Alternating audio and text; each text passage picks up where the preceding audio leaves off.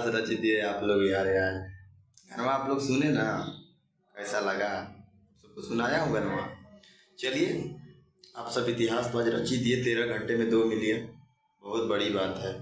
13 घंटे में 2 million views, 1,30,000 like और 11 नंबर पर ट्रेंडिंग पे आप सब दाते हैं भाई। ट्रेंडिंग में लाती है, दिल गदगद है मेरे भाई।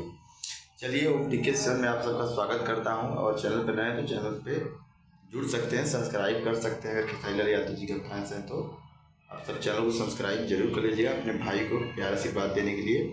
और आप सबको खेसारी लाल यादव जी से हर रिलेटेड वीडियो आप सबको सबसे पहले देने का कोशिश करूँगा।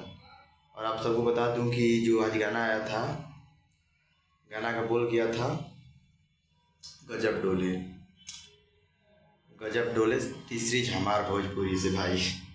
चैनल आप सब समझते हैं बहुत बड़ा है। देखिए, खेसारी भैया पहले एग्रीमेंट वाला जो मामला था वो शांत हो गया। अब देखिए, कोई नहीं टिकेगा भैया के आगे, कोई नहीं टिकने वाला है। विनोद भैया के आगे कोई टिकने वाला नहीं है, आप सब लिख लीजिए। और आप सबको बता दूँ टी सीरीज आया बहुत जल्द, सारेगामा हम भोजपुरी से, वो है म्यूजिक से आएगा। तो आप सब समझ सकते हैं टी सीरीज कोई छोट मोट कंपनी नहीं है।